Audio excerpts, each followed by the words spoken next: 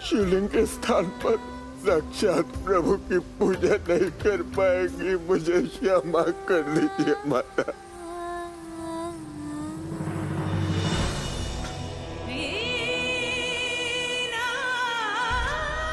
पुत्र, मैं जानती हूँ तू मुझसे रुष्ट है, उसे छिपाने का प्रयास कर रहा है, किंतु मैं अपने मन का क्या करूं जो ममता के अतिरिक्त और कुछ देखती ही नहीं।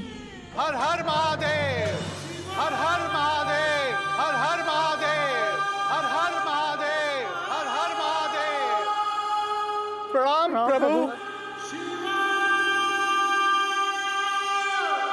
हम आपके पास ही जा रहे थे देवी अनसुईया। किस लिए? सहायता के लिए। हम अपार कष्ट में हैं देवी। भोलेनाथ, आप हमारे कष्ट हरेंगे ना प्रभु?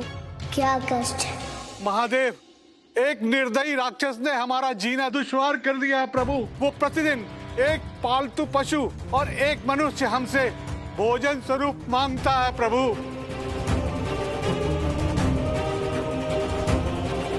और नहीं देने पर वो हम सबको जान से मार देने की धमकी देता है प्रभु। प्रभु, हम धीरे धीरे उसके ग्रास बनते जा रहे हैं। आठों पहर हमारे मन में भय समाया रहता प्रभु। उस राक्षस से हमारी रक्षा कीजिए प्रभु। प्रभु रक्षा कीजिए प्रभु, रक्षा कीजिए। परंतु मैं आपकी सहायता करने में असमर्थ हूँ।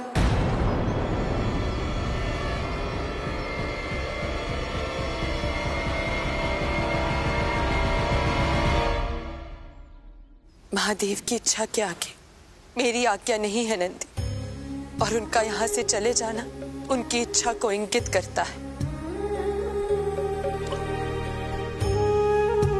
और यदि वो चाहते हैं कि मैं शिवलिंग की पूजा करूं, तो मैं उनकी इच्छा के अनुरूप ही पूजा करूंगी।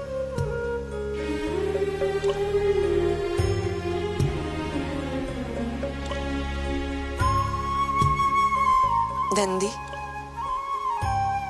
जी माता। श्रावण मास का पहला सोमवार है। महादेव की कमी के अतिरिक्त और कोई कमी नहीं आनी चाहिए। बिल्कुल नहीं रहेगी माता।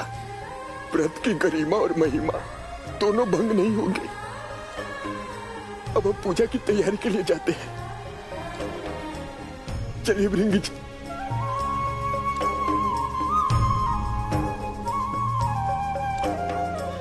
बाल शिव को जाने से पहले एक बार तुमसे मिलकर जाना चाहिए था बहन पार्वती।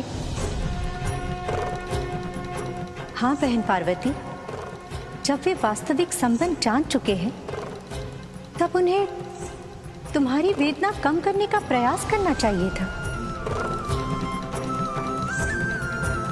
उनका पहला दायित्व अपने पुत्र धर्म का पालन करना है, और वो अपनी माता की इच्छा अनुरूप ही सारे कार्य करते हैं। और देवी अनसुईया इसका अनुचित लाभ उठा रही हैं। परंतु इस बार वो बहुत अधिक समय तक बाल शिव को अपने पास नहीं रख पाएंगी, क्योंकि श्रावण मास के सोमवार व्रत का फल तत्काल मिलता है। और इसलिए मुझे पूर्ण विश्वास है, सोमवार के व्रत पूरे होते ही बाल शिव अपने वास्तविक स्वरूप में अवश्य परिवर्तित हो जाएंगे।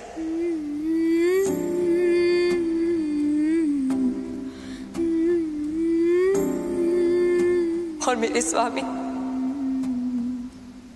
मुझे पुनः वापस मिल जाएंगे।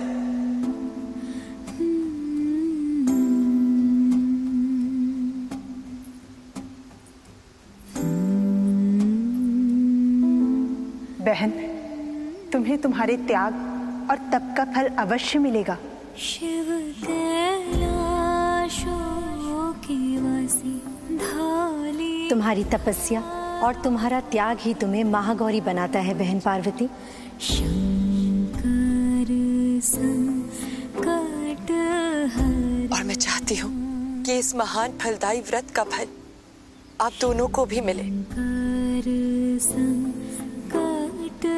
तप, त्याग, तपस्या, पूजा, व्रत, इसका सीधा फल तो उसी को मिलता है ना जो करता है।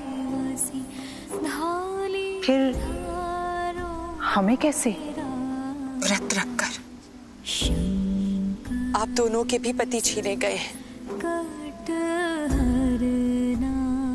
इस बार मेरे साथ साथ आप दोनों भी श्रावण सोमवार का व्रत रखें।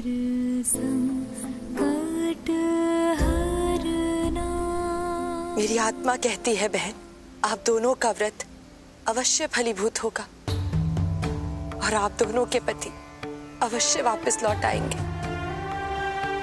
ठीक है, हम भी अवश्य तुम्हारे साथ व्रत करेंगे।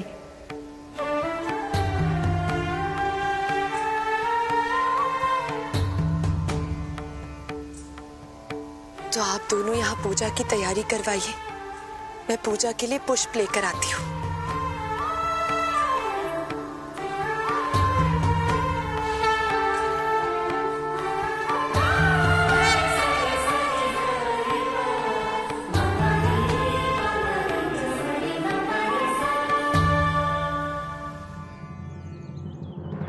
जब प्रभु ही हमसे मुंह फेर लेंगे तो हमारी सहायता कौन करेगा? हम किसके पास जाएंगे प्रभु? कोई नहीं कर पाएगा, इसलिए जाइए और जाकर राक्षस के आहार बनने की अपनी बारी की प्रतीक्षा कीजिए। प्रभु, हमारी रक्षा कीजिए प्रभु। शांत हो जाइए।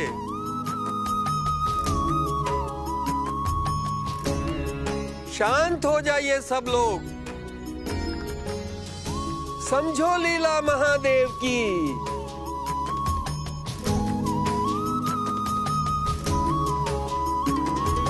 भगवान अपनी संतान को संकट में कभी नहीं छोड़ते, संकट से उबारते हैं और संकट से लड़ने के लिए सामर्थ्यवान बनाते हैं। तो फिर प्रभु हमें आहार बनने के लिए प्रतीक्षा करने को क्यों कह रहे हैं बाबा? हम सबको सामर्थ्यवान बनने का ज्ञान दीजिए प्रभु।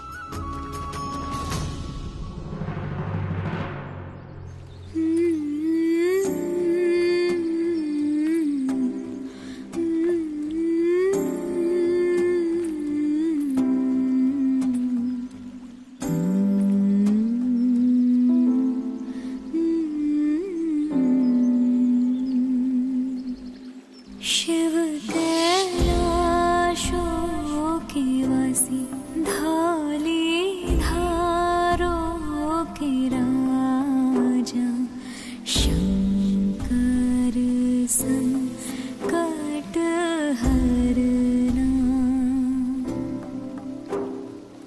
शंकर संकट हरना।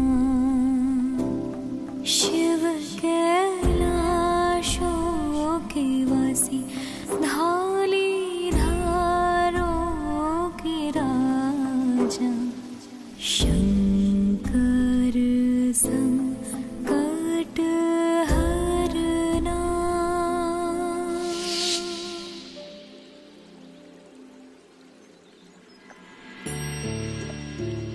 इतने सारे पुष्प एक साथ?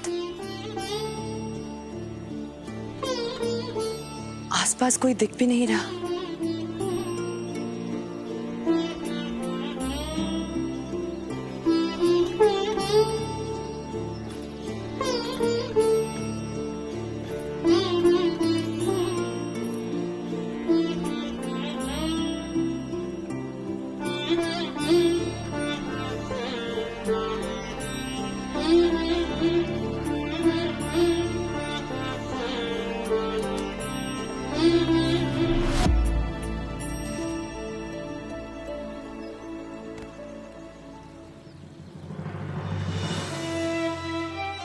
मित्र, ये पुष्प विशेष रूप से आपकी पूजा के लिए मैंने ही तोड़ कर रखे हैं, आपके लिए।